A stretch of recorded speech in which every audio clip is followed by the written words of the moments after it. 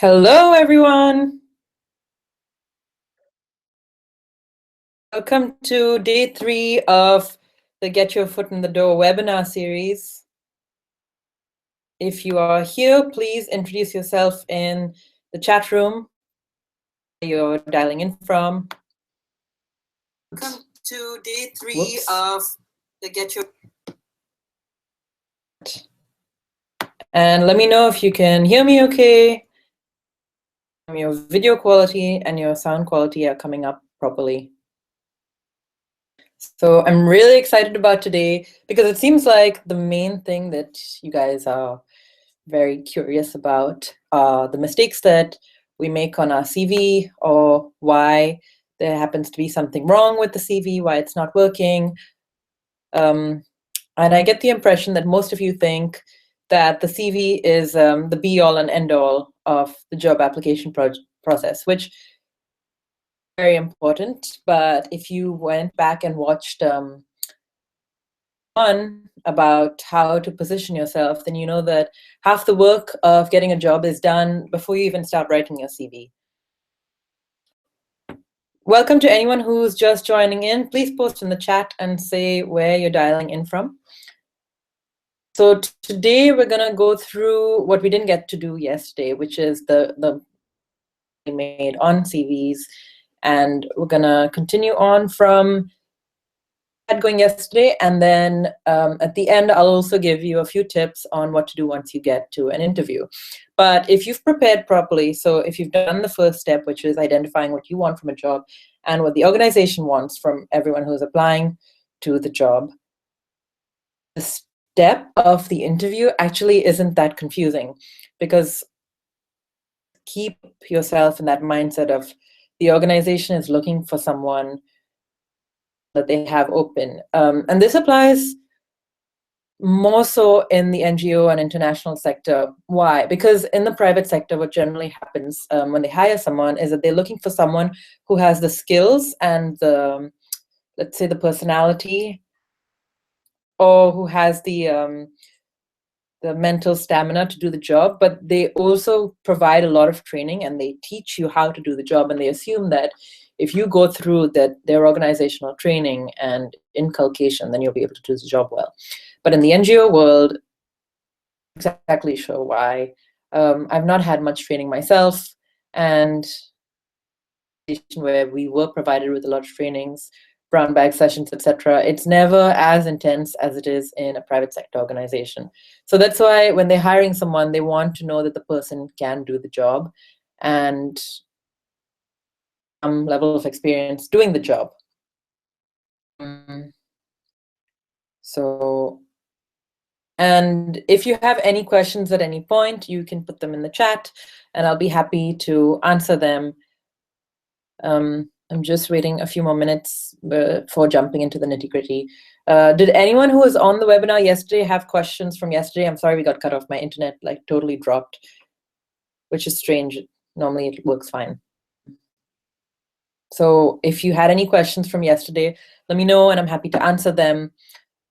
Recap on Wednesday, I think, yeah. Today we're Thursday. Okay, so on Tuesday, we talked about the fact that it's not really about you, it's about the organization, what they're looking for. And so your job is to really think step by step, what is the organization looking for and how can I be that?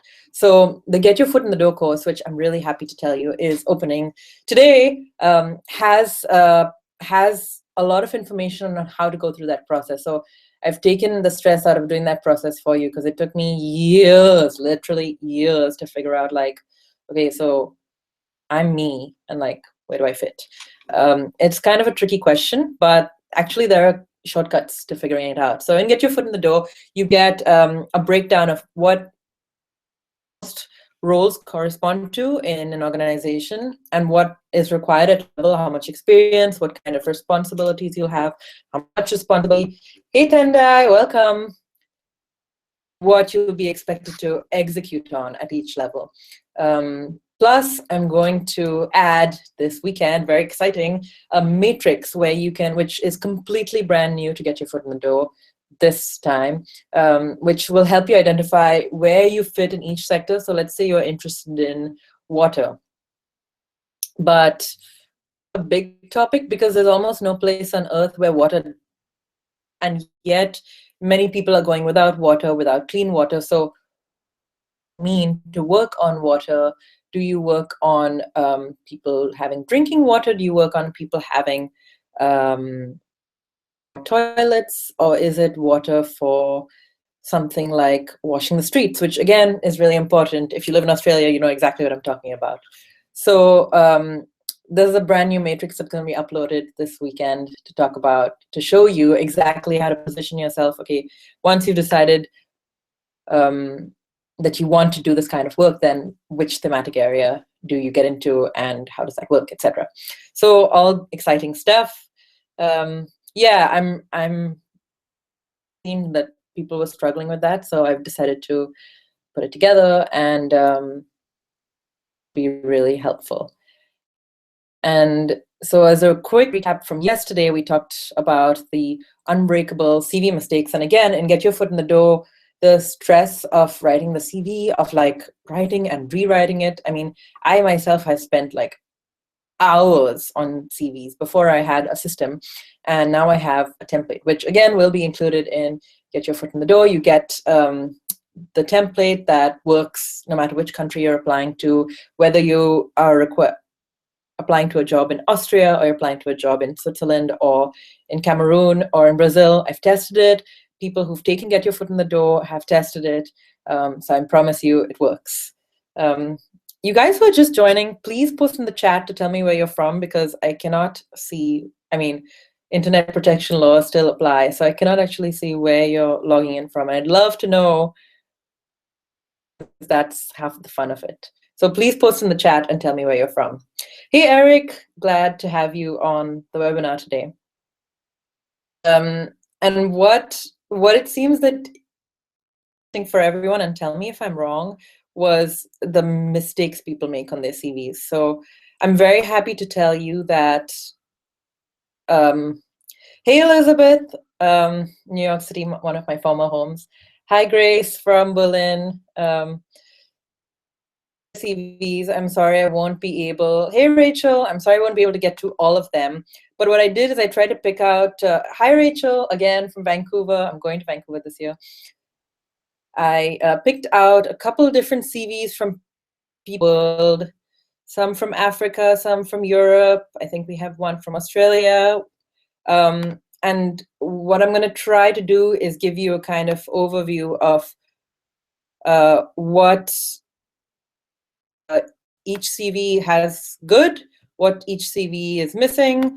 Overall, I would say mistakes that people make in a CV are what we talked about yesterday on the call. So I'll give you a very quick overview right now.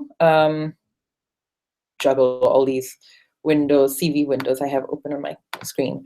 And then we will talk more, we'll talk at the end about interview topics, because I think that was somehow less, of a theme for people. At any point you have questions, please post them in the chat. If you sent me a CV and I don't get today, I'm sorry. I think from the response from the emails I've been getting over the last couple of days, you guys might think I have more than 24 hours in a day. I wish it was true. Unfortunately, it's not true. But overall, you guys, for your CV, please do not just sit down to write a CV before you've even thought about what you want out of your career, out of your job.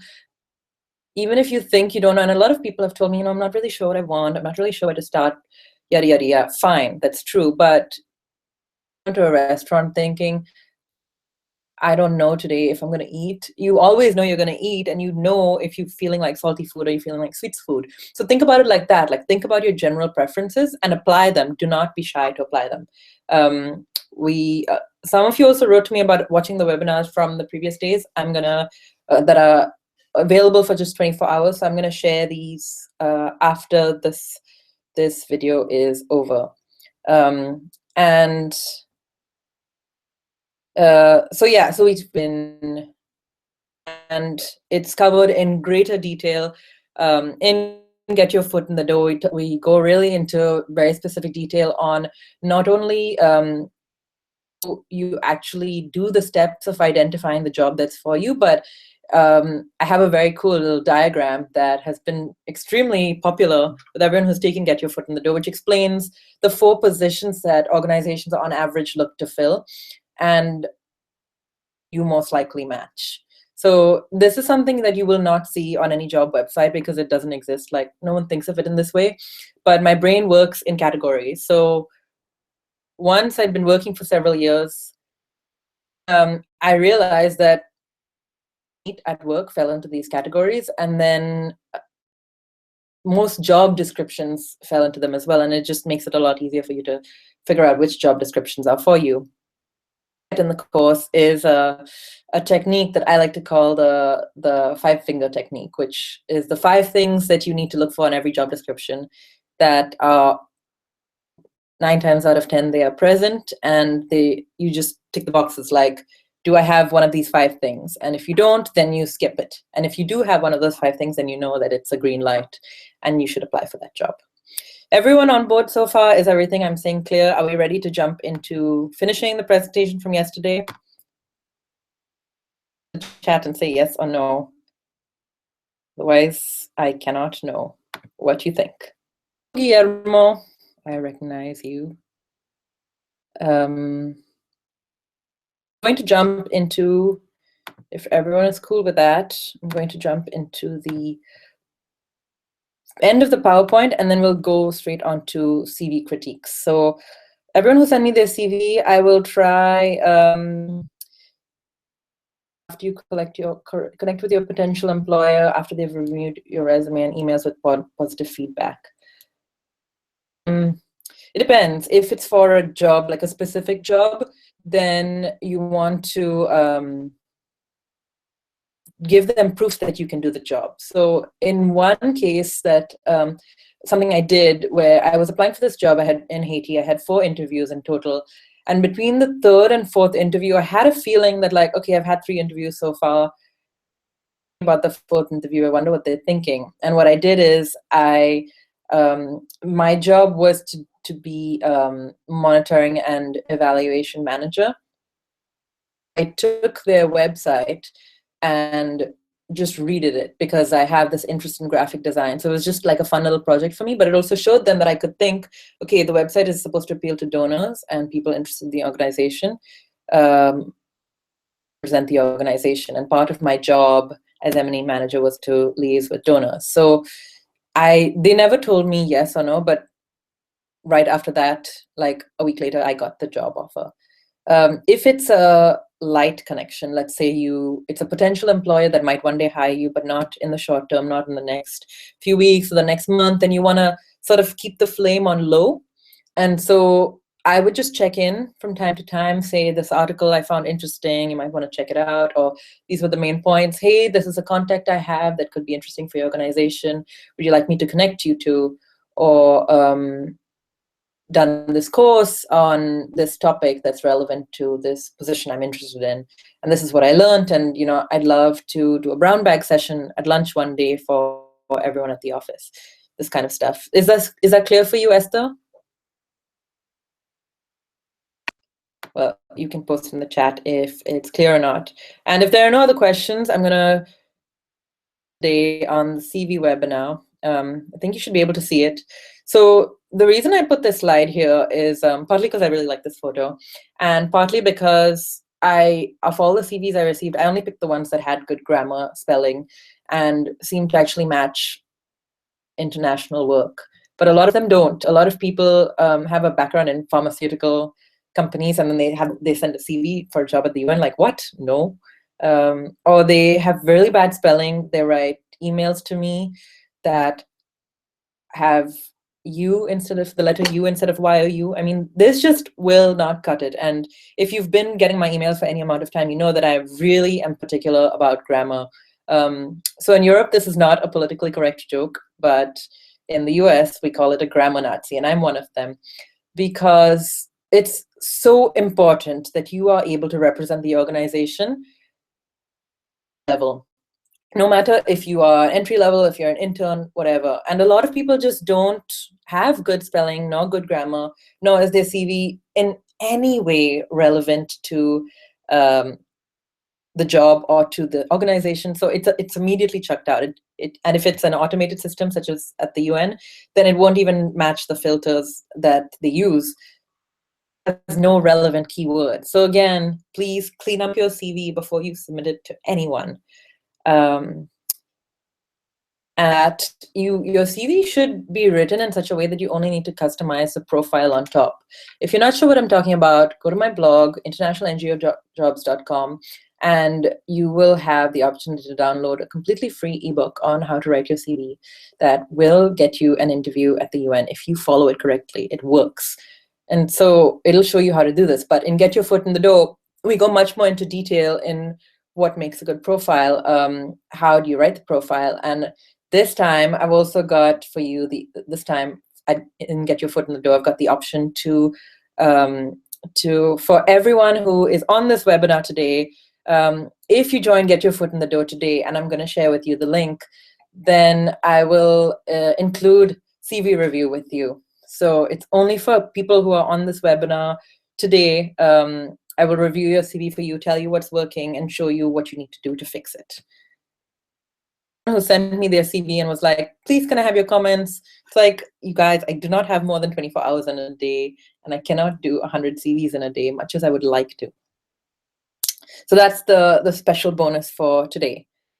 Once you've finished writing your CV, please check it. And if you have checked it and check it again, because your CV is the first representation of you that the organization is seeing. And if they're seeing mistakes, if it just completely doesn't match what they think is important, then it's not going to get your foot in the door. Like, no way. Partly because there's no lack of candidates for most jobs, and partly because it is well done. If you have checked your grammar, if it does tell a cohesive story, as we were talking about yesterday, then you're already like the majority of candidates. You guys would be really surprised to know how few candidates actually go this last step of checking their CV. And that's all I have for the slides. Any questions so far? Please. And if you don't have any questions, I'm going to switch to,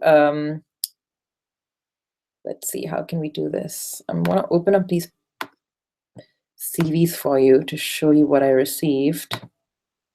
Don't know. Come up. So, okay, so this is one CV I received. They went to the same university as I did. So it's like chances at life, you know, in a way. But CV, it's like way too much information. I don't really care. Okay, guys, in case this is really harsh, in case this person who CV this is watching right now, I'm just going to give it to you the way a human resources manager will give it to you, or just won't give you feedback, because they generally don't. But this is how they think, and this is the kind of information I'm going to give you. Not because I mean to be harsh, but because this really matters. So no one cares. This kind of information, no one cares. Please do not write what the organization did. It's not relevant. It's only relevant what you did. Secondary school information, not relevant. All these courses, like, that's very nice, but turn them into work experience. So if you did field work and then you conducted 52 interviews, that's cool. So what did you learn from the interviews? Conducted 6 focus group discussions. Excellent. What came out of those discussions? What kind of people? Were you working with battered women? That's what I want to know. This information, again, completely irrelevant. Please remove it. Interests and hobbies, irrelevant. This CV, well, wait, I think you go back to seeing my face again. All right. Sorry if this takes a couple minutes. All right. CV after the webinar. No, because today is the last day. What you can do is schedule a phone call. I didn't receive that as many as I expected, but I have a couple of links for if anyone has questions on the Get Your Foot in the Door course, and I'll share the links via email after the call for, sorry if there's too much sun, for how, if you have any specific questions, then you're welcome to ask them to me. And okay, I'm going to move on to the next CV. Yeah, wait, hang on, I've lost it. All right, so this CV, why there are 2 columns, I don't understand. Already, it's confusing me. Number 2, he seems to put the focus on Portugal. Like all I see is Portugal, Portugal, Portugal. But it's like, does he want to work in Portugal? I don't really get it. What I want the focus to be on is in outcomes. Okay, I'm going to switch back to me for a second so you can see how much this matters. So international organization, and especially a place like the UN or even a large NGO, the most important thing, and the most important thing, I cannot stress it enough, is having impact with a capital I. And if you haven't gotten that so far, please go ahead so you remember it. And if your CV doesn't show that you can have impact in some way, then it's effectively useless. Now we're going to go back to the CV so you can see what I mean. In this case, these skills, nice, but show, don't tell. How do you show, don't tell? For one, it's explained in much greater detail in Get Your Foot in the Door. And for 2, manage the undergraduate program that involves 2,000 plus students at the best business schools in Europe. That's fine, but what does that actually mean? Does it mean that you developed a new program? If you're managing 2,000 people, then you have pretty good skills managing large groups. But tell me more, like it's not, you don't want to say, I did X, you want to say I did X with Y result. So and content, but what did that lead to? Did it lead to 700 new likes on the Facebook page? Or did it lead to 500 people signing up for a certain program or for volunteering at the organization? No. If yes, that's great. But if not, then it doesn't really add anything to the CV. And that's this whole 2-column thing. Please don't do that because it confuses people, even if it shows that you are a creative thinker. And in general, I don't understand why there are 2 different fonts on the CV and why there are 1, 2, 3, 1 color and 1 font. Oh, here's another font. Okay, so that's that. Questions so far, you can post them in the chat. I'm going to move on to the next CV so I can get to as many as possible. This is an example. It's just that why 2-column CVs? No. No, no, no, no, no. This guy has a lot of really cool experience, but I have no idea what it is because I'm just so blown away by the 2 columns. And why there are emojis in your CV like cute but completely irrelevant, and you're not trying to be cute, you're trying to be serious. Hi Tarun, I'm glad you joined the webinar. If you have, so this coordinator job is his current experience, I'm guessing, or it's his last year's experience, but I have no idea what he did as founding partner. Again, no idea what he did. Did he have impact? The font is weird. Please use a mainstream font like Calibri or Times New Roman or Arial. Do not try to be cute and creative. Why are there drop shadows under your name? Again, I don't care about your address. If I'm not from Delhi, then this means nothing to me. So that's what's up with that. I should probably focus on the good points as well. So I'm going to show you a CV that I really like. So I hope everyone's following along so far. Please post in the chat. That's why it's there, to say if this is all making sense to you. Sorry, it's really sunny, so the light is a bit weird.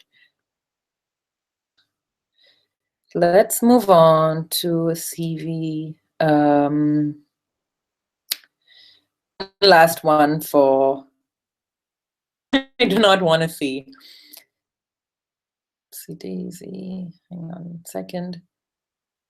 All right, where are we? I think we're looking at the same thing. All right, so this is a CV again that has clearly someone who has not used the guide on that's free on my blog. Number 1, it's in a Word document. Why? Number 2, tables. Things to avoid on your CV. Tables, do not include tables. Number 2, experience in Asunafo North pilot landscape.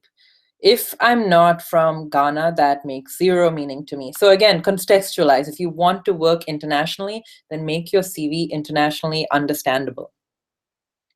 Way too much personal information. All I need is your name and phone number and email. Here, okay, so apparently there's cool experience, training of lead farmers, that's great. Facilitating community resources, so you have facilitation experience. But again, really like that it's all about outcomes. Nurseries in 3 communities, blah, blah, blah, instrument 22, what is that? Okay, first of all, do not list your high school experience. I would just remove that because it's not relevant. It's assumed that everyone here has been to at least high school. Professional training and seminars, not relevant because they don't actually tell us if you learned anything or not. You can demonstrate that you learned something from your professional training by writing it in the work experience section. Okay, that. Please let me know if I'm going too fast and if this is all clear for you. You guys, don't be shy about the chat. Texting all the time, so I know you people like to use some kind of chat system. Don't be shy to use this one. And CV of someone who has a little more experience and who's a human rights lawyer. So in principle, that's very cool. And what I like is that it's straight away written, I'm a human rights lawyer, more or less. But what I don't like is that the first page tells me absolutely nothing. What expertise this person has. I want to know, can this person do the job that I want to hire them to do? In general, if you're working as a human rights lawyer, so again, in the international context, you want to be really clear about everything in a way that's understandable no matter what country someone's coming from. So an LLM, I'm assuming in Zimbabwe and definitely in Europe and in India and certain other countries is considered a good law degree. But if you're in the US, degree is a JD. So make it really clear what your background is in an internationally understandable way. You can say I have a master's of law or a doctor of law, and they're 2 different things, and they mean 2 different things. What about the photo? Unnecessary. I do not want to know what she looks like, and there's a very good chance that can prejudice me because says they're racist,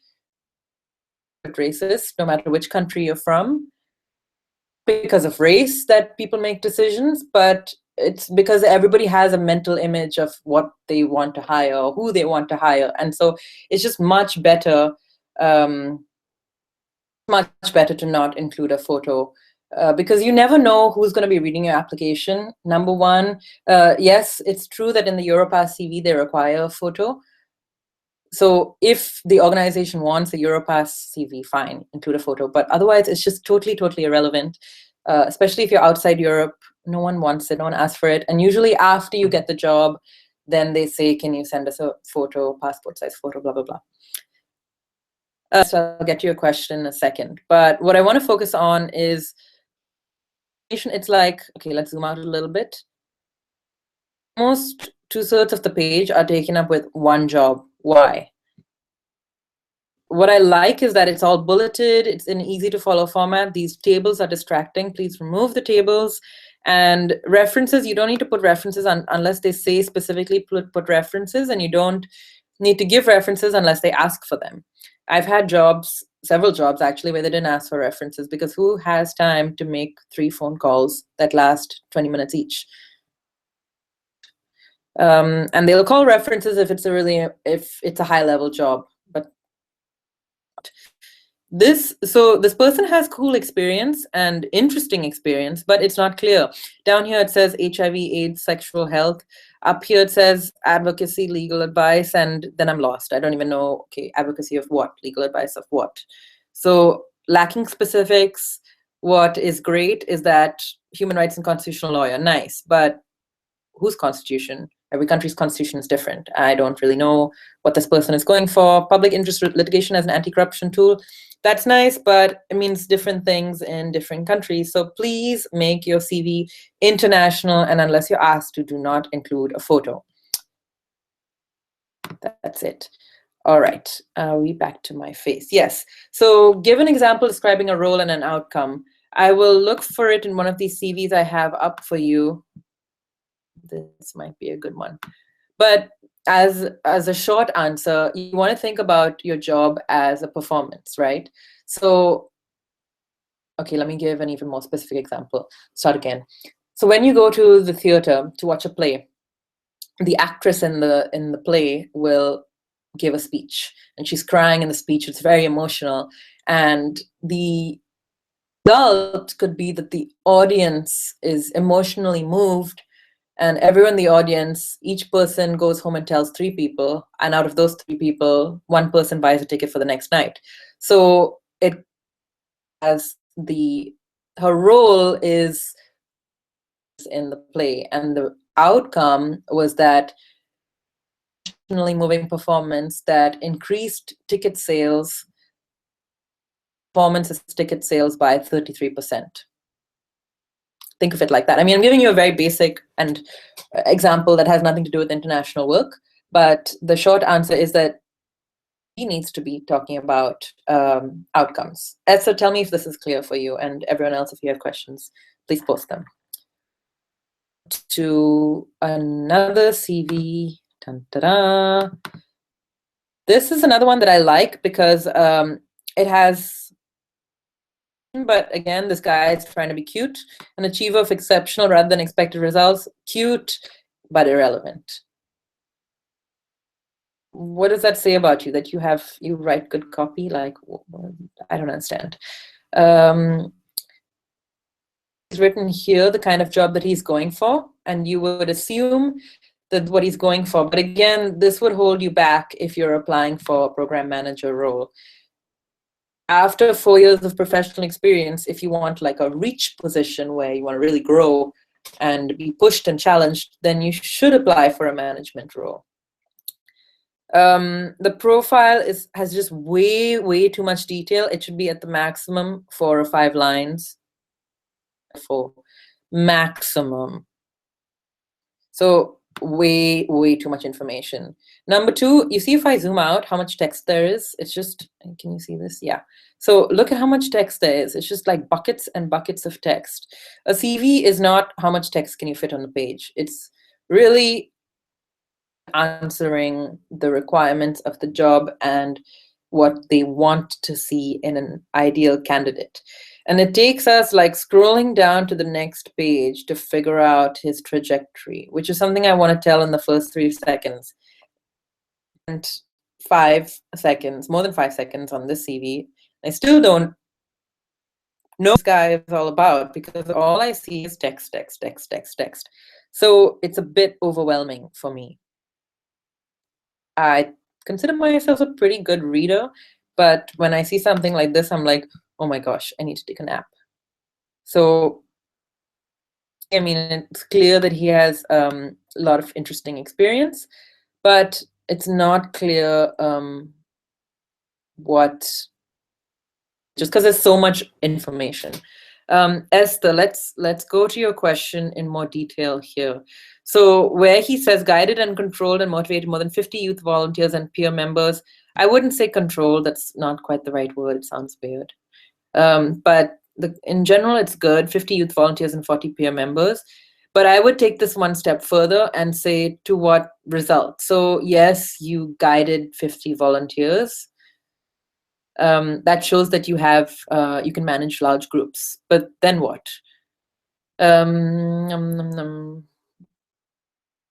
As he talks about proved instrumental in preparing various reports, 18 monthly. So you see he has more or less specifics, which I really like. GBV prevention, that's an important word. I think it's related to sexual health. That's where I've last seen it. So anyway, the point is that he has the kind of keywords, many acronyms. Okay, so whoever CV this is, way too many acronyms. Please make it more clear. But girl trafficking, gender-based violence, when you drop these keywords into your CV, number 1, if you're applying to the UN, they get picked up. And number 2, they show people who are reading your CV talking about, and you have kind of the insider way of talking. What I would do is just, in short, reduce the amount of text. This can easily be 1 page. If it's just 4 years of experience, you do not need to go over 1 page. And number 2, I don't even know where your education is. Like, If you haven't finished your master's, just say master's 2018, not say pursuing. Like, nobody cares what you're pursuing. You could be pursuing a human, like you could be pursuing a new girlfriend. You wouldn't say pursuing your girlfriend. You would just say if you got married or not. So please keep it short and simple. Do not include high school. No one cares. If you only did 1 year's bachelor in education, again, no one cares. Just say what degrees you were awarded. And haven't been awarded yet, just write your expected date of receipt of the degree. Again, too many colors. 1, 2, 3, yeah. 5, 6, 7. Oh my gosh. One color, people, one color. Questions so far. I have not seen any questions, so I'm assuming this is all super duper clear, and that after this interview, if I receive one CV that does not, after this webinar, sorry, I hope that all of your CVs, the guidance I'm giving you, on to our next CV. So this one, again, human rights lawyer, to be questioned, do people in NGOs and international organizations like the Europass format? I personally hate it, and I've only ever seen it requested from organizations that are pretty old school themselves. If it's a small organization, they won't ask for Europass because it's a very clunky format. It asks for way too much information that no one needs. And it's like when you write your languages in the Europass format, it takes, you know, half a page just to write what should be ideally one line of text. So unless you are specifically asked for the Europass format, please do not do it. Use the one that's on my blog. Yes, I also lived in Germany and after living in the US, and I can tell you it's Europass. Europass should go and die. It's horrible. CV. It has a lot of interesting stuff, but again, why is education like a whole paragraph? High school, again, no one cares, people. The only thing that matters is which degrees you got after high school. Because in the international development world, everybody has a lot of degrees. Okay, it's not relevant to be a practicing lawyer when you work in this international development, unless you specifically ask for it. Skills and strengths, show, don't tell. Please do not list your skills. Do not tell us. And in this case, there are very few numbers, and all of it is really like Australian, it seems. It's like NSW Parliament House, NSW Shadow Attorney General, Magna Carta event, Australian Federal Police, like all that's cool, but it's jargony. If I'm not from Australia, I'm not going to know what that means. To make it so that it's internationally understandable. And this is a point we made on another CV. How many bullet points on average per CV? There's no rule on bullet points. Bullet points are a tool. They're not like a goal in themselves. So I say if you really want guidance, then I'd say maximum 3 bullet points, because the human brain perceives things better if they're odds. So 3 or 5, 4 is a bit odd. And I would try to seek the same number of bullet points. Guillermo, don't be lazy. Just go on the blog, internationalngojobs.com. What I am going to share is a link to Get Your Foot in the Door shortly, which has, so on the blog, you'll find a free ebook on how to write your CV, but Get Your Foot in the Door has very detailed guidance and will include a CV writing power pack, which you can just plug in your information, and so instead of being a tedious process, writing the CV becomes really fun. And it's a template that has gotten me jobs, I don't know, in like 14 different countries. And now it just gets jobs automatically, even if I don't apply. Sometimes I send like feeler emails to people and include my CV, and then they write back saying, hey, do you want to Skype? And can we talk about ways to collaborate? Which means they want to hire me. So it's really solid, and you get all of that in Get Your Foot in the Door. But otherwise, you can just download the free ebook on the blog. So I think you guys have gotten the idea of what I'm saying on this CV. It's, again, way too much information. For example, legal internet boutique human rights law firm, what does this have to actually do with the goal? Okay, it has UNHCR, but if you put so much text, then understand what's going on. And way too much information about yourself, like, I don't care about your nationality unless you're applying for a job that says, please indicate if you're an Australian or Portuguese citizen. I don't care about your address. I don't need 2 phone numbers. I just need one. Please always use the country code. On education, I really like that everything is bulleted. But again, if you put 3 lines, then it's too much information. Your job titles do not matter. What matters is where you worked. So executive counts, I would just put lawyers or human rights committee, whichever, pick the most prestigious, whatever kind of work you did, and then put what you did. But your job title is irrelevant, because we all know that interns sometimes do more work than full-time employees, sometimes do more work than doctors. So it's not about what your job title was, it's about what impact you had. I hope this is clear. Everyone following along so far, please say yes or no in the chat if everything's clear or not. I'm going to move on to another CV. And please let me know if this is useful to you, like going over the CVs. I'm trying to go a little faster today, so more.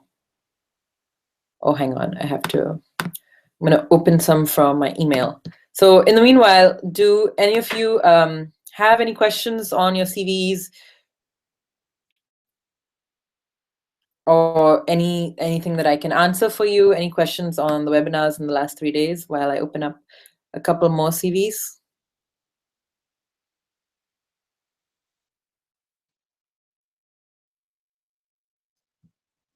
Yes, no, not seeing any questions. And some CVs, where are they?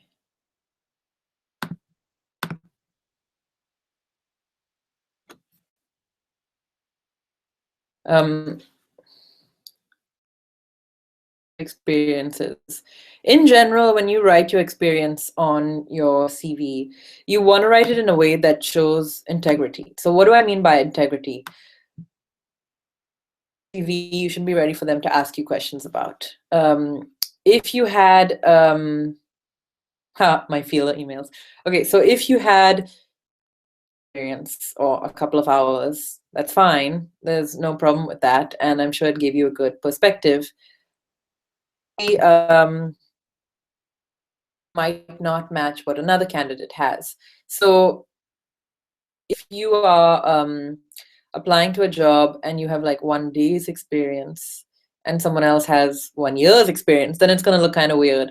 And in general, you want to avoid a situation where in the interview, they ask you a question that you don't know how to answer. What I would do is, if you really want to put 1 day's experience on your CV, I would write like anything concrete you produced. Let's say you took a camera with you, you can say, or created portfolio for this refugee camp, or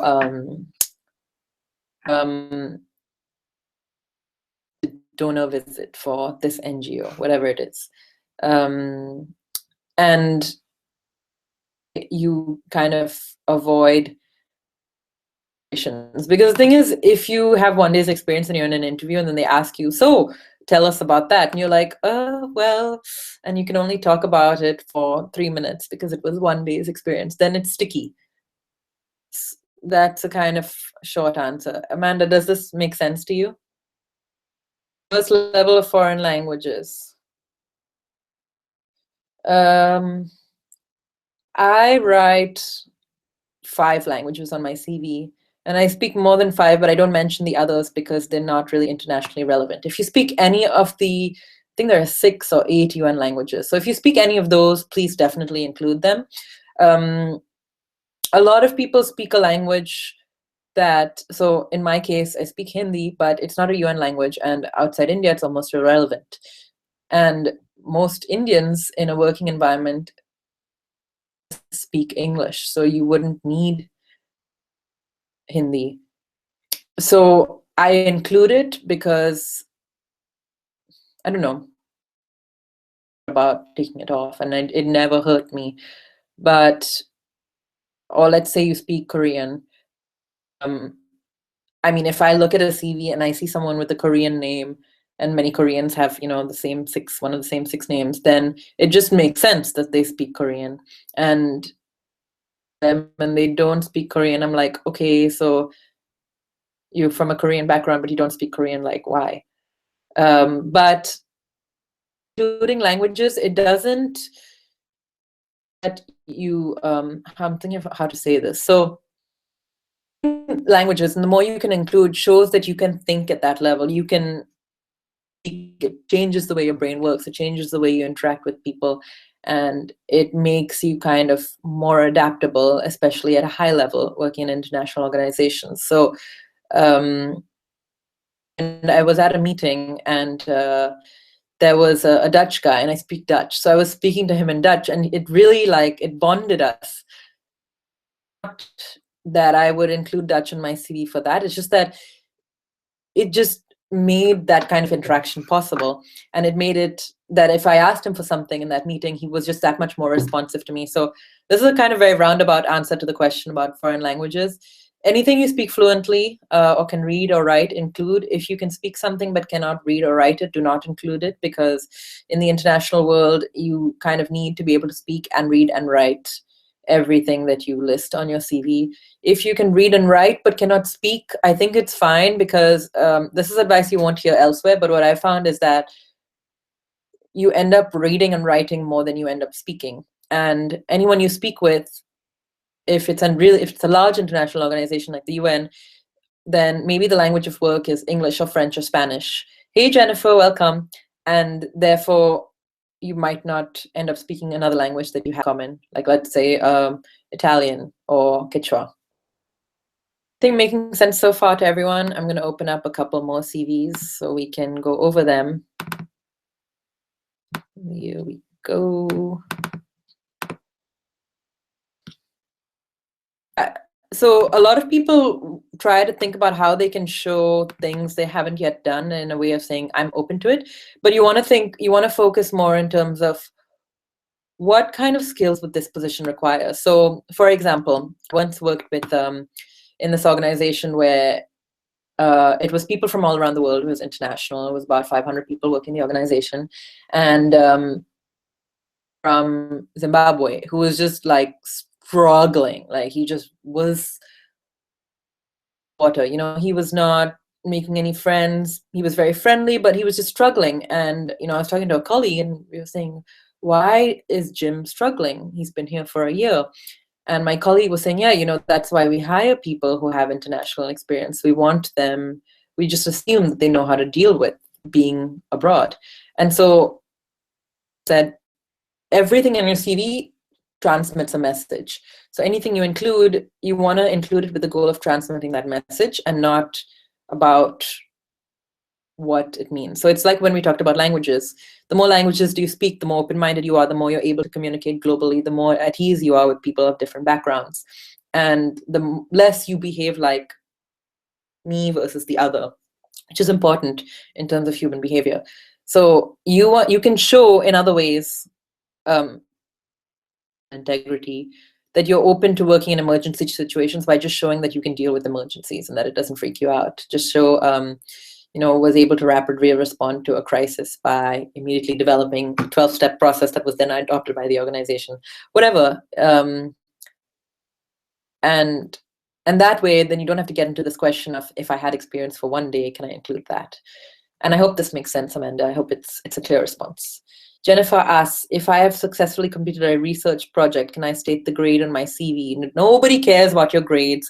Congratulations for getting an A, Jennifer. I mean, if I was your friend, I'd say, that's awesome. I'm so happy for you. Let's go have a drink and celebrate. If I was your employer, I'd say, great. Now, did you get that done? That thing I asked you to do yesterday?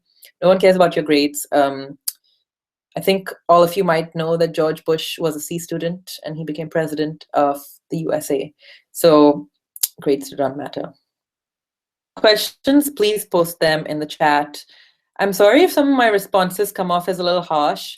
It's just that I've looked at so many CVs at this point. I've hired people at work, interns, like blah blah, and it's just like the obvious information, the necessary rather information is just everything else needs to go. I'm going to show you another CV, which is an example of irrelevant information. Yesterday or the previous day, there was a question about relevance. So this is a beautiful CV in terms of aesthetics. Aesthetics are really important to me, so I love the way it's presented. It's clear. There's one column. The job is bolded. I would actually bold the organization because prestige matters more. Tarun, I'm going to get to your question in a second. And it's very clear. It's clear he's in, I'm guessing he's in Benin. And there's his email address and his phone number, but the phone number is missing. Like these two should be together. And it's clear, his profile is very clear, willing to relocate, advocate of climate change, blah, blah, blah. Nice. His name, what he is, like the profile he sees them in. I really like the way it's presented. Now let's talk about why the CV is not working. Although it has numbers, I love it. 30% increase, 15%, 50%, lots of percentage points, anti-money laundering. So it's specific. It's got enough detail to be interesting, but not too much detail. The studies it's just everything is really clear. It's a nice, clear font without serifs. I'm personally, for people who are into fonts, I'm a fan of non-serif font or sans serif. Margins, like everything is just nicely presented, but it's, and I mean completely irrelevant to international work because there is nothing remotely international about the CV. I mean, I cannot tell if there's anything international. I don't know where Benin City and Enugu are, and personally, so if I don't know where those are, then someone who has no interest in geography is definitely not going to know.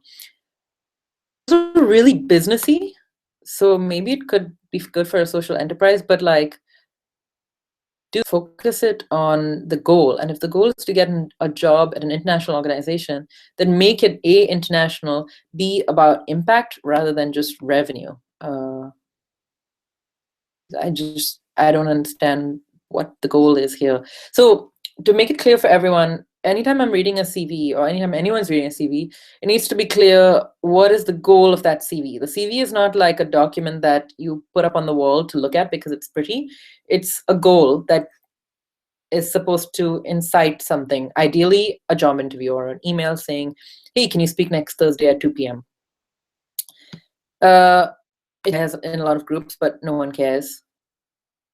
And certifications, unless they specifically ask, and some jobs do want Scrum certified people, it's great, but unless it's requested. LinkedIn, please do not put it on your CV. Skills, everyone is supposed to know Microsoft Office, and every millennial has been using Microsoft Office since they were like 10, so it's nothing special.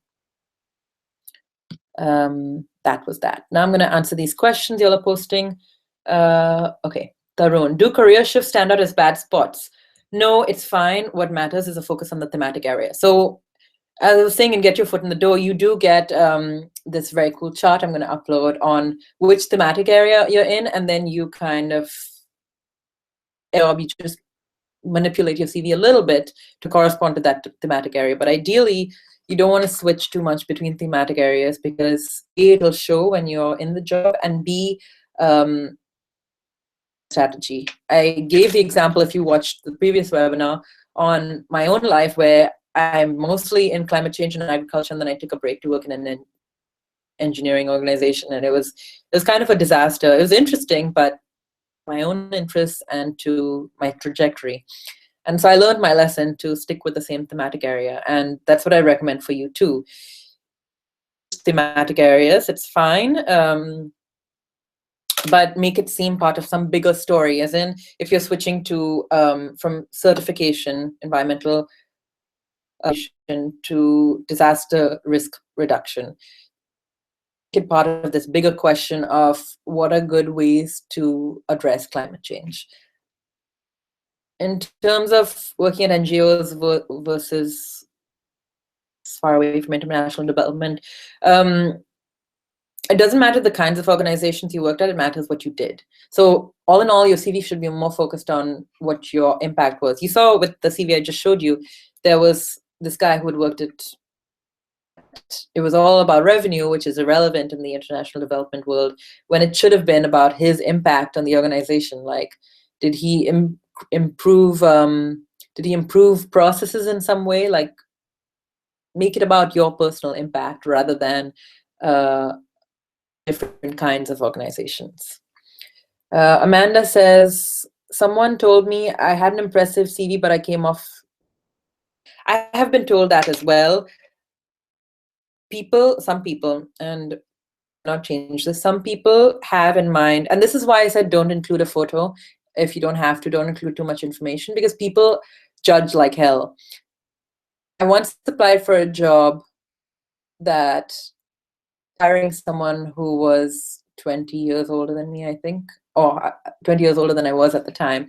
And I was perfectly qualified for the job. And I think that I would have done a better job than the person who was hired. And they told me, even though the CEO ended up reviewing my application, they told me I was too young. What they meant was send you to a meeting with the board of directors, which would have been part of the job. The board of directors won't take you seriously because you're younger than the kinds of people they're used to working with. If they don't take you seriously, you won't be successful in this job. It's going to look bad on us when we hire you to do the job and you're not successful. So they're not going to say all of that. They're just going to say, sorry, you're too young. And that's what they mean. My advice would be to work with people who don't care about your age, work with people who are used to working with younger people or who like it. After that job, I got a consultancy with someone who, how old was he? Like almost 20 years older than me, but he loved it. Anything I proposed, he was like, yeah, do it. It was irrelevant to him, my age. There are all kinds of people in the world. Find the ones who have no problem with your age. Rachel says, should we just put the city or name of the country if we're applying for something international? Unless they expect you to be in town for the interview and they're not going to fly you there. I've never been asked for my address. I've read a lot of CVs and I've never wanted to know where someone lives. I almost prefer not to know where someone lives. I just want them to be, except for their interview. If I'm if it's a bigger organization, they'll fly you out there to do the job. And a lot of organizations like to hire kind of the more international the candidate, the better, because it contributes to the richness of the organization and its own team. I hope this is clear for you, Rachel, but I think your question is, should you say where you live? And the answer is always no, unless they specifically ask for it. Why not include LinkedIn on the CV? Because it's irrelevant. As a networking tool, it's not a job application tool. It can be. On LinkedIn, you have a link to the job application website, and then there you submit your application. I meant for a work experience. Oh yeah, for the work experience, you should include the city where you worked, unless it was irrelevant. So one project I worked on was in the forests and in Indonesia, and it really matter which city in Indonesia. I mean, unless I was applying for a job in Indonesia, then maybe it would be relevant. But I just put Indonesia because the difference between one forest and another in Indonesia. And number two, it was sufficient. Oh, so this brings us to a really good point. In general, you want to find the difference between sufficient and necessary. Necessary is what degrees you have, your phone number, your email address, the year in which you did a certain job. Was it 5 years ago? Was it last year?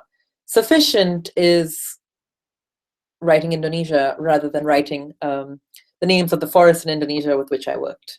Make sense, Rachel? For you. I'm going to bring up more CVs, and then I want to talk to you about what you get as part of Get Your Foot in the Door.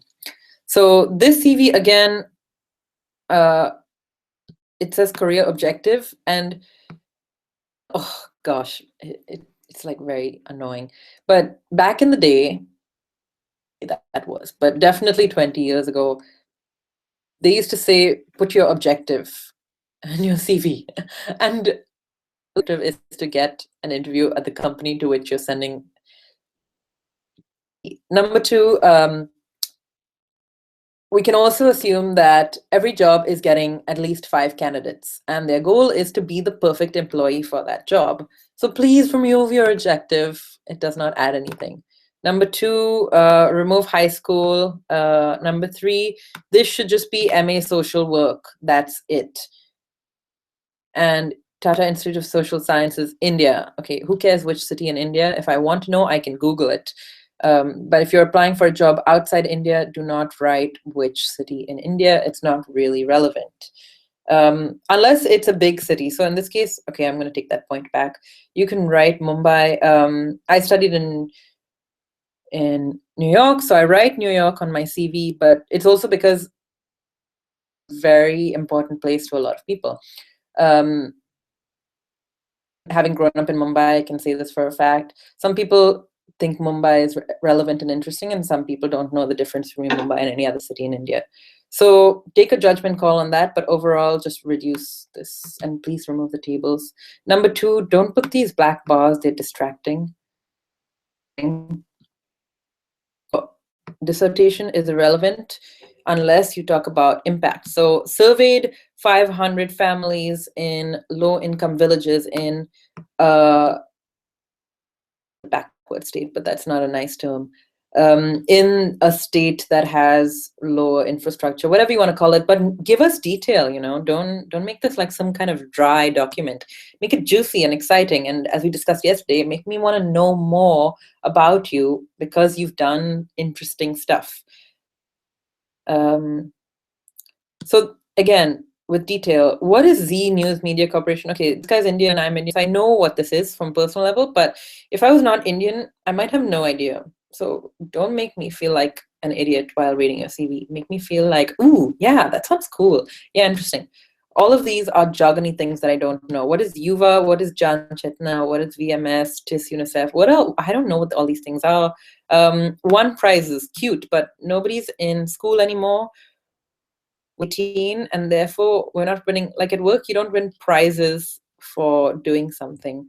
You win promotions for being good at your job. So please, people, again, way too much personal information. You're telling the truth. If you're not telling the truth, don't tell me. And again, these basic skills: show, don't tell. Let's see. Oh, you good. You can see this. All right. Again, 2 columns. Why 2 columns? I'm not sure. How many colors? Let's count. 2, 3, 4. 4 colors anymore. Yeah, 4 colors is 3 colors too many. I want to see 1 color and 1 color only. Education should be just a whole section by itself. If you did an UNDP development program, that's nice, but unless they ask for it, do not mention it. It's not a degree. This Red Cross, same thing. Some jobs, they do require it, especially if you're working in disaster relief or in humanitarian work. But unless they require it, please, it's not relevant. And do not give me this much level of detail. So this is mentioned in the free guide that's on the blog. Guillermo, you were asking about it. Get an overall great CV. You can get my CV guide as part of Get Your Foot in the Door. I'm pulling up the CVs that I got sent yesterday and the day before. In terms of languages, just write the languages you're fluent in. If you're not fluent in Mandarin, please leave it off your CV.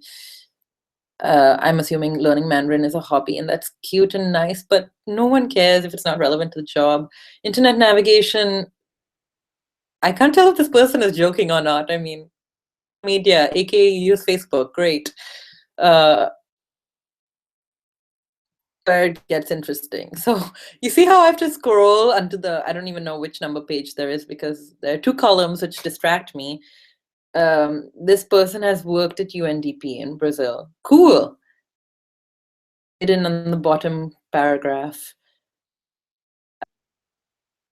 Yeah, this person has cool experience, but number one, you're not using a common font, so I'm distracted. Number two, your address, Skype, there's just too much information. This can easily fit on one page. Number three, I'm not even sure. I guess it's volunteer experience, but other works, that is incorrect English. So it would make me doubt if I should hire you. In terms of, Amanda, to answer your question on concrete outputs, this would be an example of a lack of concrete outputs. And the CV in general, there's no, okay, supports organization and scheduling of meetings, conferences, blah, blah, blah. But to what ends? Like, how many people do you organize, and did you organize any specific events that we can Google and say, oh, this was organized by this person? Really nice and still clear for anyone who is reading your CV, what you did, why you did it, who you did it with, and what it accomplished. Guys, is this interesting for you? Are you all ready to move on? Are you all bored here? I hope this is interesting. Yes, please comment in the chat, since there's just me talking otherwise. Alrighty. I don't understand use tables. Just because Microsoft Office allows you to do certain things does not mean you should do them. Microsoft Office allows you to create these boxes. Please do not do them. Oh yeah, not working in the graphic design industry. And even if you were, you want to do the least distracting thing possible. Boxes are distracting. Number two, I mean, if you speak basic Dutch, what does that mean? Does it mean you can have a conversation? If the answer is no, leave it off. Some understanding of Kiswahili, I don't know what that means. Setswana, I'm assuming it's the language of Botswana. Irrelevant, because people also speak English in Botswana. So unless you're working with a tribe in Botswana that only speaks Setswana, and that's your goal, and that's like your career goal right now, then please leave it off. So to answer the question, I forgot who asked that question about languages, but that's how I would analyze it. For example, in my own case, like Hindi and Urdu are almost the same language, and they're written in a different font, different script, but speak to an Urdu speaker in Hindi. But I wouldn't write Urdu on my CV because it's dumb. Like it doesn't, I can't read Urdu for one. And for two, like it doesn't serve anyone or anything. This CV is a classic example of random with a capital R. So volunteer in an asylum center. So I can't hide this. But what I would do is, let's imagine this is all I'm reading right now. And process is one thing at a time. So at least some people's brains. And so I would just look at this and think, oh, migration. Then I would just look at this and think, oh, Lamo solar work. Okay, this person's interested in renewables. Oh, then I look at just this, and RSC is a migration organization doing similar work to UNHCR. So I would think, okay, migration. And then I would read this and think gender. Do you see what I mean? It's 4 thematic or 3 thematic areas in the same half of the page. I haven't even gone beyond 1 page, but I've got 4 thematic areas. So I think it was Tarun who asked the question on what do you do if you have different places that you've worked or different kinds of organizations. Fine, but please, 1 thematic area, maximum 1.5. What do I mean by that?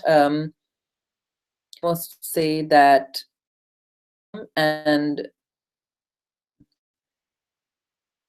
hang on, how do I want to say this? So areas could be like if you're working on climate change and then you venture off to work on billions to climate change. It's like a thematic area plus half. And what you get in Get Your Foot in the Door is a breakdown of each thematic area and what it means, and also where you can kind of fit yourself in. And so that's one of the biggest benefits, I think, of Get Your Foot in the Door, because it takes all the work out of trying to figure it out for yourself. There's a list, and then there's also going to be a chart uploaded this weekend on how to plug yourself into a thematic area and what you need to be in each area. What I like about the CV is it's fairly simple. Like, it's nice and clean. It's one column. She's done a really good job of putting just her phone number and her email. But why 2 phone numbers? We all have a cell phone that we're like attached to physically. So just put your cell phone, put your house phone, or your office phone, whichever you're most comfortable with. You got a scholarship to study at university. Great, but no one cares.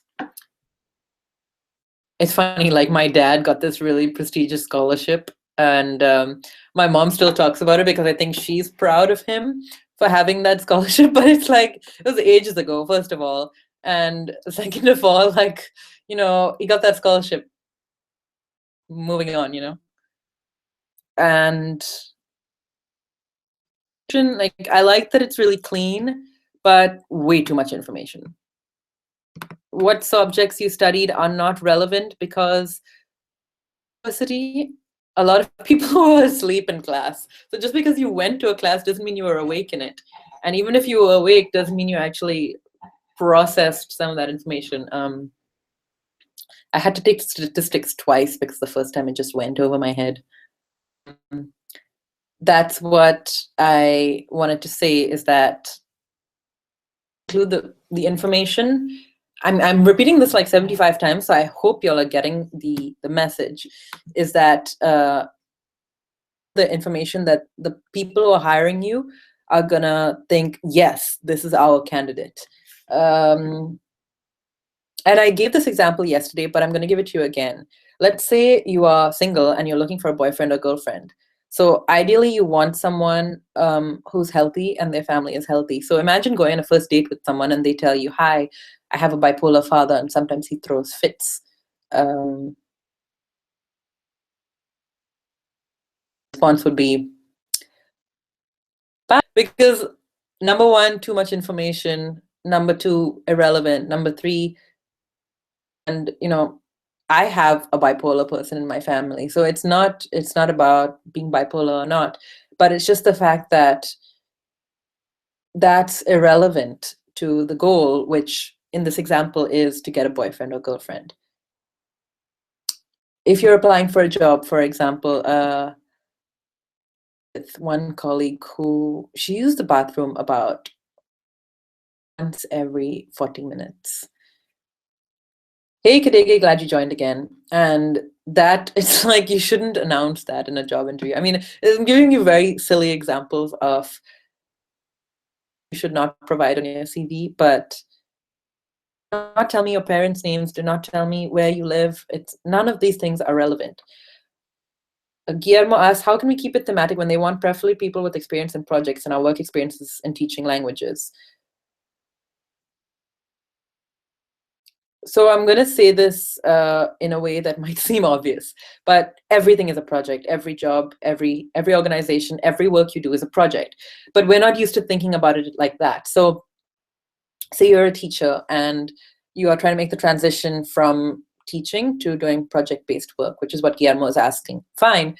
But then think of your teaching work as project-based. So I once taught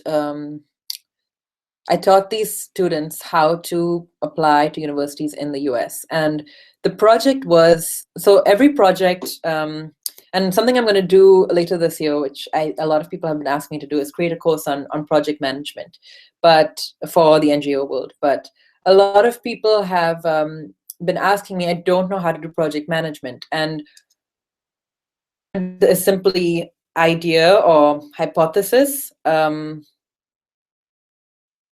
or ingredients, whatever. You can think of it like, let's use a simple example of baking a cake. The cake is the project. The goal is to bake the cake. The budget is by the ingredients. The people involved, the project team, are the baker and maybe the sous chef or the assistant. And the potential problems are, so if you're teaching, you want to think of it in the same way. If you taught English, really common situation. A lot of people, as a way of getting work experience abroad, they teach English. If you taught English, then turn it into a project.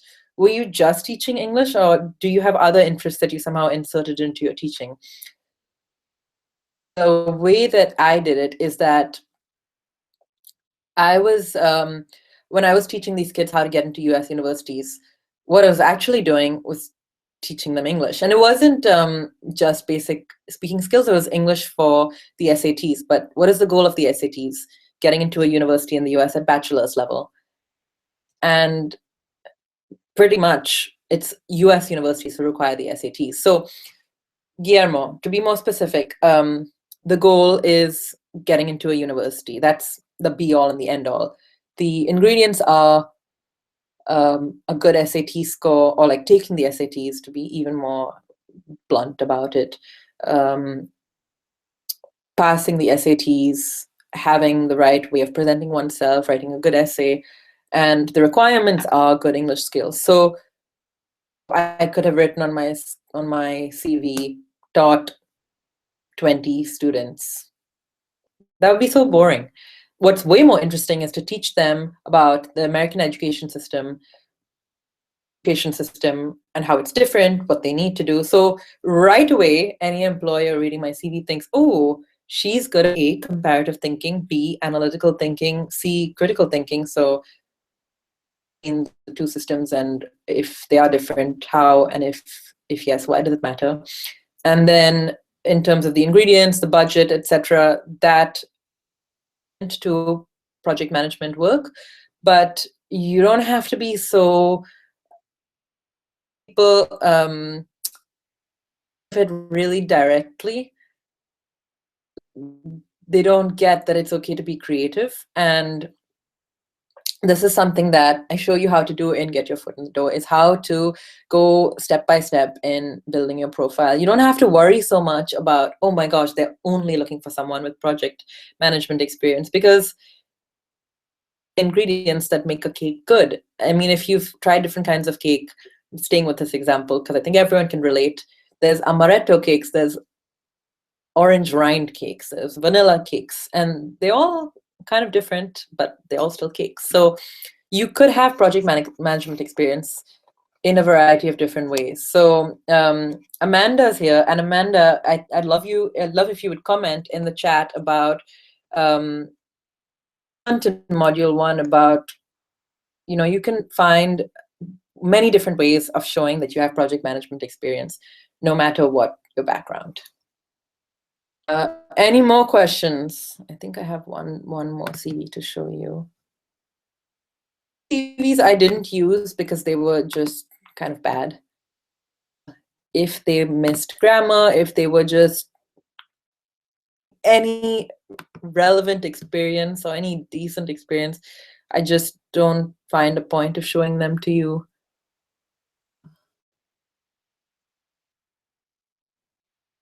All the ones I'd opened. You guys have any general questions on CVs or that kind of stuff, or should we move into the section on interviews in the chat? So I don't have any more CVs to show you. I'd like to move into interview tips, and I've kept it really light because the focus of today was to catch up on CVs, which seem to be everyone's biggest question. All right, let's go. So here we go. The goal of every interview is to get you the job. So you want to assume every time you're starting, okay, Kadege asks, what is a competency-based CV? What are the differences? No matter what, hold on a second. all CVs, the goal of every single CV is to get you the job. Competency based, but I think all CVs are competency based. You wanna, and we talk about this in much greater detail and get your foot in the door and what it means. Every step of the job application process is to the job, the open job, all the candidates do this to bring them together. A lot of different ways of naming it. It's like, you know, oh yeah, this is a really bad example. Let me think of a good example. So you go to the grocery store and you want to buy, this always happens because my dad is extremely particular. He's like, why don't you get the other kind of rice? And I'm like, I don't know. But, oh yeah, another better example. Once my boyfriend was like, can you go to the store and get to make risotto? Why can't we just use regular rice? Because at that point, I never made risotto before. And he was like, no, we need arborio rice. And then we cooked it, and then I like vaguely understood. And then, you know, after eating risotto 10 times more, I started to pay more attention to the rice. But at the beginning, it was just rice. So, Kidege, to answer your question, all CVs are competency-based CVs. And then based on the organization, there's the Europass CV, there's CVs that emphasize more than your, if they're looking for someone quite entry level, social enterprises, they want you to emphasize your sales skills. Simply means your ability to do the job. That at the base. And then you have, you know, slight levels of differences like arborio rice versus basmati. I mean, it's just rice at the end. Great. Rachel wants to move on to interviews. I do too, because it's secretly my favorite topic. But I promise you, in Get Your Foot in the Door, it's all the same. Equal amounts of attention to everything. Cool. So I've left the interview section pretty light because it can vary a lot, and because I've included in the Get Your Foot in the Door course, and I actually wanted to answer any questions, or if anyone had any bad interview experiences. I want to talk more about that. The thing that you might not know, which is kind of, it's not like a secret, but it's not something people really know. So anytime you go to an interview, and I'm not talking about a written interview, I'm talking about an in-person interview or a Skype or a phone interview, one of the top 3 candidates. What does this mean? It means that if they're giving you the time of day where they're dedicating, so if someone asks you to do a written test, which I did a written test like last week or the week before, time, it's just my time. They'll maybe spend 10 minutes evaluating my response, the most, but 10 minutes is not a big deal compared to takes, you know, 10 minutes to set up for the interview, 5 minutes to schedule it, 40 minutes to do it, 10 minutes to have a coffee after you do the interview. So you see what I mean? The person doing the interview needs, and then 15 minutes to prepare for the questions they're going to ask you. And you need to recognize that you are one of these beautiful superstars here. You are one of the chosen few. Is not to be the best candidate they've ever seen. It's just to be better than the other 2. The obvious question then becomes, how do I know who are the other candidates, and how am I supposed to know what the other candidates are like if I've never met them and I'm never going to meet them? And it's like that horrible situation they always show in movies where you go to an interview and you see the other candidates sitting there, and a scene in that show Girls or something where she goes to an interview and then she spills coffee on her shirt or something like that. So anyway, you need to recognize that once they've picked these 3, and Rachel, if you have any specific questions, you can write them in the chat. Out of these 3, more or less, it's like a personality fit. In general, one is a definite no, one is a definite yes, and one is a second option. So the way it works is that they'll pick like, you know, 3 to 5 people to interview. That 5th person is gonna just go home without a job. It's like those TV shows where they it seems like they're evaluating people, but the judges always have someone in mind, and you can kind of tell on their faces, even though they try to look really generic. And if you have a really good shot at the job, you'll feel it in the interview. The interview will just go really well, and it'll be like you are already hanging out with your colleagues. And in every interview that I've had, that I've gotten the job, I've just felt the vibe immediately. I'm like, yeah, we can have a conversation, like a normal conversation. And it's an interview, an ideal interview from both sides, from both the people giving the interview, as in the people interviewing you, and from the person doing the interview. Everyone wants it to be just kind of a chill, light, enjoyable conversation. If it's not that, it feels exhausting. And no one wants work to be exhausting. So your goal is to see if you're a personality fit. And I want you to be brutally honest with yourself, because trust me, having been there and done that, it's not worth it to do a job that doesn't fit you. It's just not worth it. Even if it'll give you money when you really need money, even if it'll give you a sense of self or a sense of structure, you will feel it. It could be after 1 or 2 weeks, it could be after 6 months, and then it drains you. So look for a job that fits you and who you are, where you can just be you. A friend of mine who is, I'm going to see her after this webinar, and she's super interesting and fun and kind of weird, but she works at this company where everyone is like very straight edged and very old school, and just, I mean, she's pretty into technology and she likes to travel and she's very open-minded, and everyone she works with is just not. It's just not fitting, and it's made her slowly, she's been there for, I think, almost 4 years. It's made her slowly miserable, but she's been there for so long that she doesn't even see it. That's what I mean. It will suck you dry.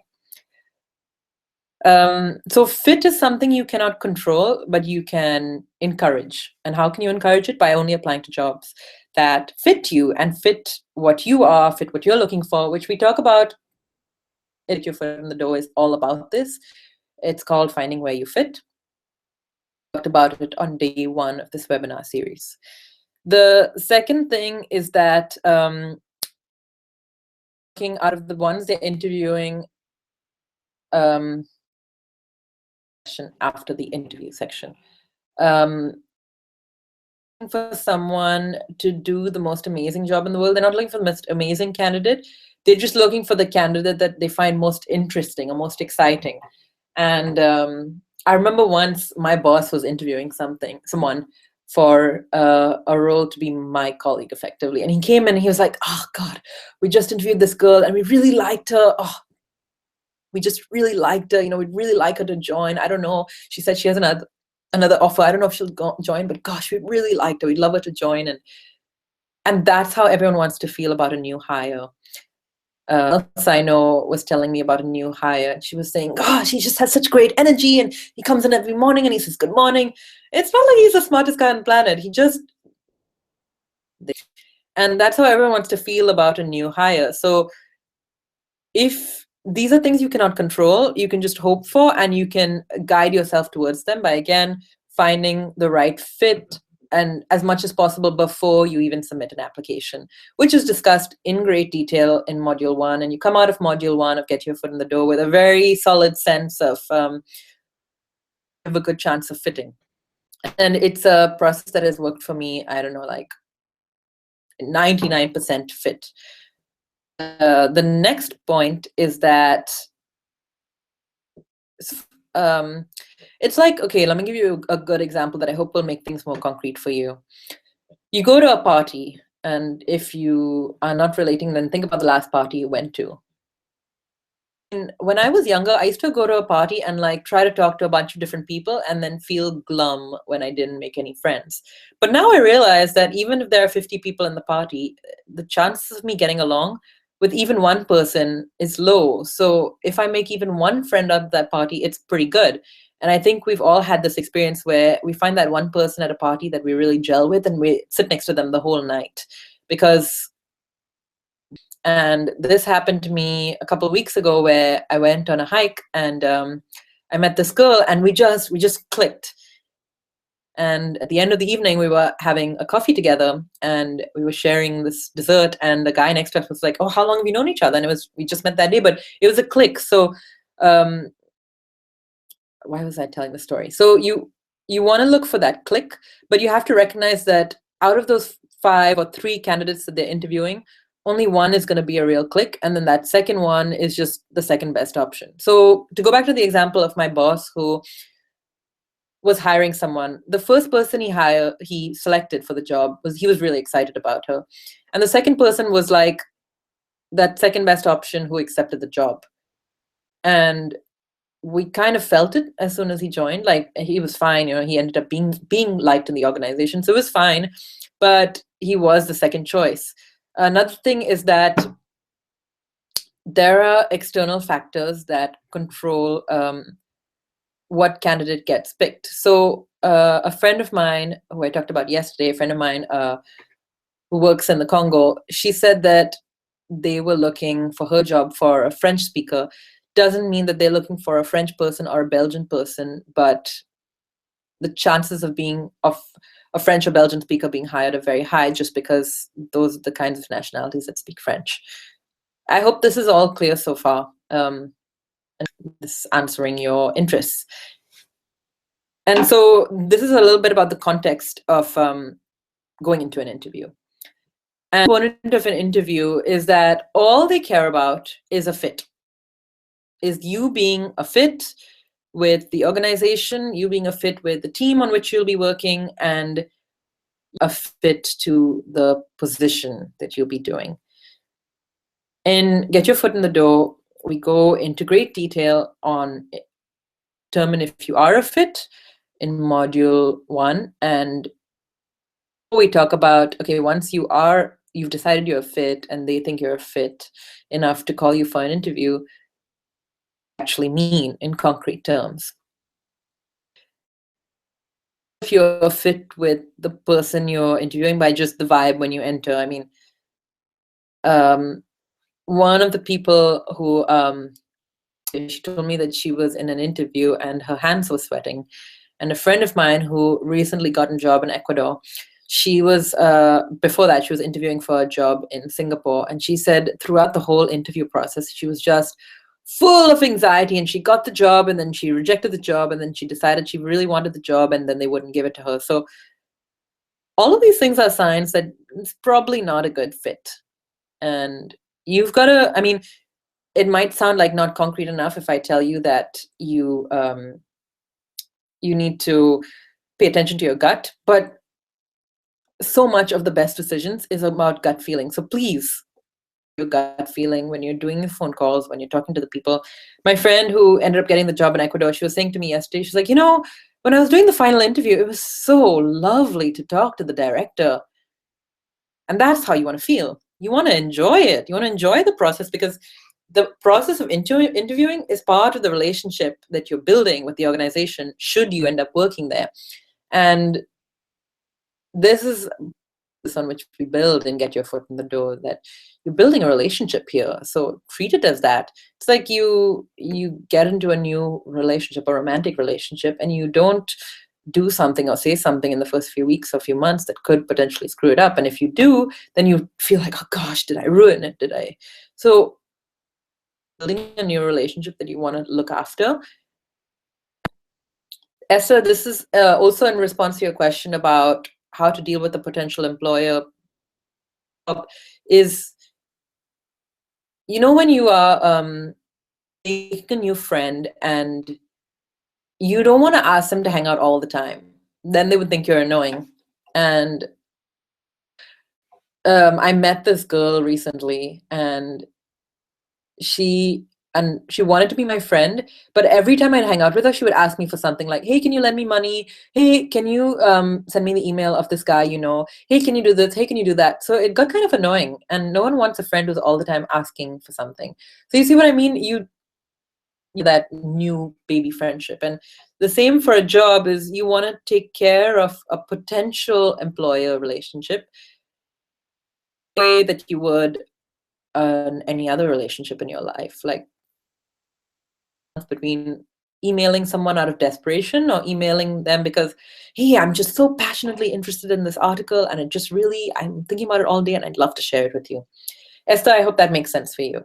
And can control how much you fit to the organization by reading about them before the job, how much you fit to the team, industry, and you cannot control that, let's say, but you can predict for it by paying attention to the position or the information that you receive about the position before you start the job. So another good example is I have a friend who works at a Catholic organization. She is not Catholic. She is very liberal, very pro women's rights. She is that kind of person who doesn't really believe in marriage. She's had a baby, but isn't planning to marry her boyfriend anytime soon. And she works with this guy who doesn't believe in abortion, who is very Catholic, very old school. And all the time she's telling me, like, you know, I really love my work and stuff, but gosh, this boss, I just can't deal with him anymore. So you have, and she could have known before she started the job about this guy's positions because they would be public. And if it's a Catholic organization, you can assume that they've got pretty Catholic positions on these issues. So by the information you can acquire from your fit to the position, then you can make hypotheses about your fits with the team and with the organization. Clear to everyone so far? Okay, people, use the chat. It's there for you. I want to, okay, so what I would like to do now with you is for everyone who is on the webinar today, and for everyone who, what I meant to say is for everyone who joins Get Your Foot in the Door today, I will include CV review for you as a bonus, where we'll go through your CV, understand what are the, what's working, what's not, how you can fix it.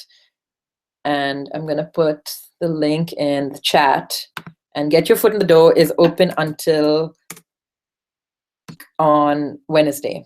So Eric's question quickly, how to shape CV to be suitable in a food security project or NGO, working in food security if my experiences are only related to food industries as quality assurance specialist. This a little bit earlier, Eric. If you didn't catch it, then watch the recording of this webinar. You need to focus on the fact that you have the skills and the mindset and the stamina, mental and physical, to do the job working on food security. A lot of times when you're working on food security, you're in the field a lot. You are working with populations that have been affected by a lack of food security or food insecurity. So one good example is working at a refugee camp in Somalia, where they are receiving people. You're playing host to people at the refugee camp who are maybe suffering from malnutrition, or they've made a journey of thousands of kilometers and they're really not in a physically good condition. Can you deal with that? That has nothing to do with food security, but more to do with your ability to deal with that kind of scenario. And if you can show that in your CV, this is a short answer to the question. The long answer is that in Get Your Foot in the Door, we take you step by step through a process of understanding how to translate your skills, your experiences, whether or not they are irrelevant, to a cohesive profile that matches what the organization is looking for. And step by step, learn how to think like the organization, literally put yourself in their shoes in order to successfully get the job. And everyone who has completed all these modules they get series of interviews. So always makes me so happy to hear about it. And the whole thing is based on just trial and error, learning how to make your CV work. So Eric, also is that if I mean, you're welcome to just, you know, keep trial and erroring it, or you can sign up to Get Your Foot in the Door. And both ways will work, but doing it by yourself through trial and error will just generally take 5 to 10 years. Question, and if it doesn't, please comment in the chat and I'll try to make it more clear. So anyone else, any questions so far? Any other thoughts? We've gone over the CV section. We've gone over how to profile yourself properly. for a job in an international organization. And we've also gone over what to do when you get for and how you can present yourself to best get the job. Rachel, Esther, Guillermo, I hope I answered your questions. Questions, thoughts, comments? Get Your Foot in the Door is open until Wednesday, and anyone who joins today, I'm going to include a CV review for free. And for this round, a lot of cool stuff I've got planned. I think you probably did sign up for it, Amanda. I'm gonna check, but yeah, why not? Give after an interview as a follow-up. Question is, how do you follow up after the interview? And there's literally a PDF in Get Your Foot in the Door called How to Follow Up After an Interview with the people who interviewed you. So this is covered like step by step email. This is exactly what you should say. So the template is very, I mean, I don't know how I could make it clearer. Does this answer your question? Like, I'm not sure exactly what answer you were looking for. Anyone else with questions?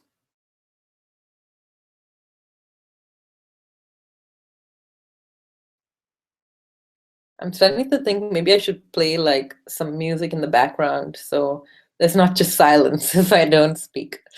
I was thinking next time I do a webinar, I'll do that.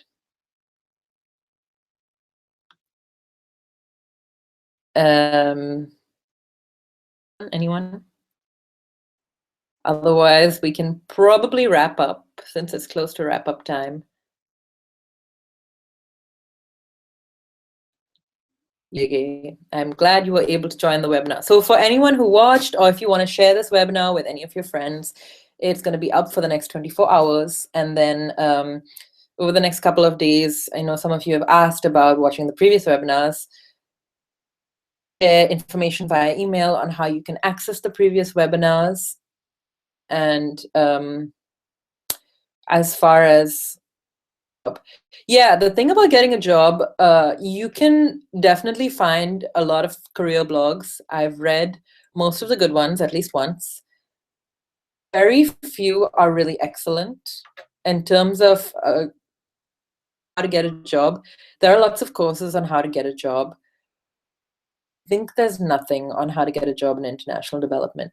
That's why I made Get Your Foot in the Door. And I remember all the days. Actually, I don't remember because I've like blocked them from my memory. They were so painful. Just days and days and days of sitting on this horribly itchy couch that my roommate used to have, applying for jobs. And then it was so hot and I would just be sweating and we didn't have an air conditioner. And ugh, like life is so difficult without a system. Now this amazing system, I mean, it works. And that's, I think you should have in your inbox an email from me from today. It's just like, I get job offers even when I'm not really looking for them.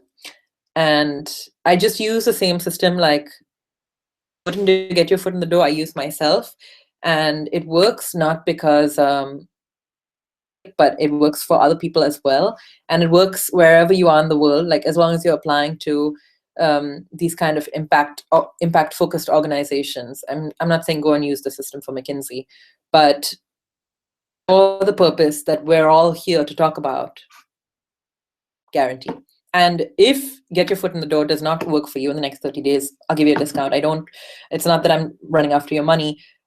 I want you to succeed because career success is one of those things that brings you a kind of joy and self-confidence and sense of self and security that no one can give you. I mean, you can't find it in a relationship. You find it in yourself when you realize, wow, I have something to offer. And there are people who value me for offering it. And that just feels amazing.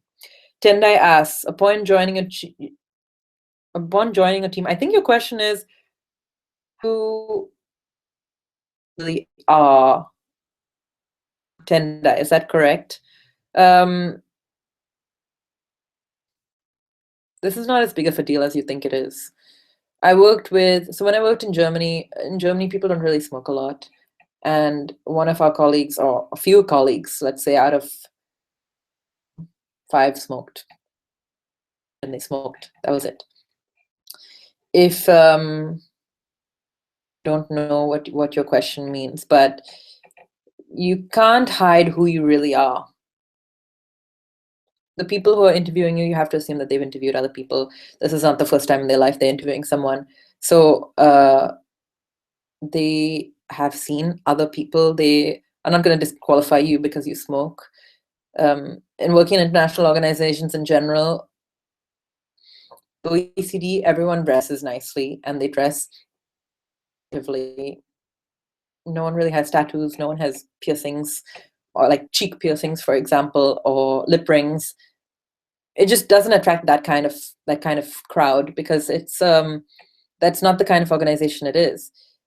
But you go to an organization, for example, the people who do they're called seed bombs. They throw seeds that are little bombs, they call them, into abandoned lots so that greener. That kind of crowd might have lip rings.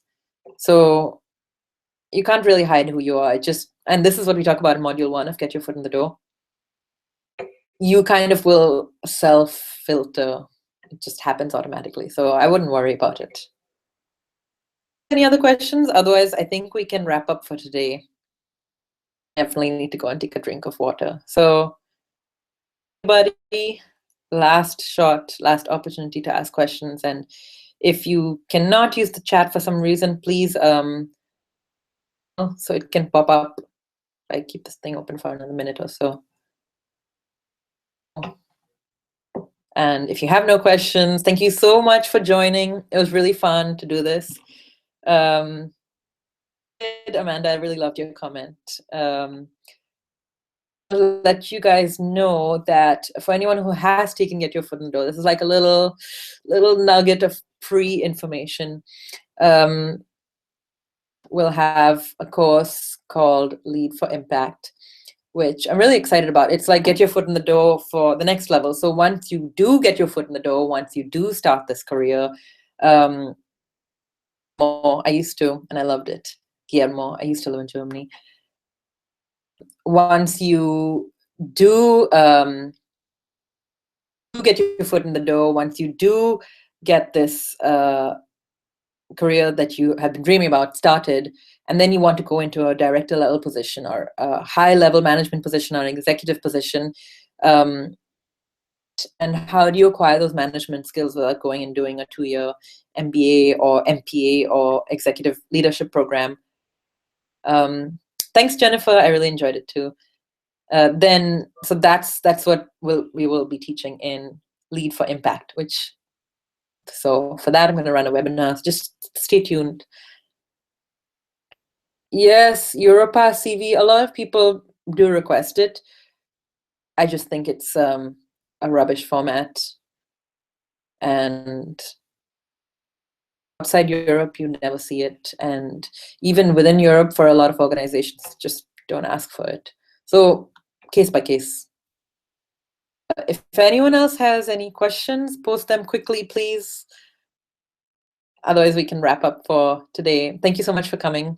And if you do have any questions over the next few days, I'm going to send out a link as like calendar app where you can schedule phone calls with me to talk about Get Your Foot in the Door. If you have any questions about what I taught in the webinar over these last 3 days, and I will call you. So just put your phone number. And anyone who puts their phone number, please be available when I call you, because I'm not going to call back when you're like more available. It's just that time only. That's it. So thank you so much, everyone, for joining today. I wish you guys a great evening wherever in the world you are. And anything else? I don't see anyone typing in the chat. So I'm guessing you have no more questions. If otherwise, I'll be available by email, or you can book a phone session. Thank you, everyone. And please join Get Your Foot in the Door. I'd love to see you on the inside. Yes, you're welcome, Esther. I was so glad you participated. Lots of interesting questions. And for today. Bye, guys.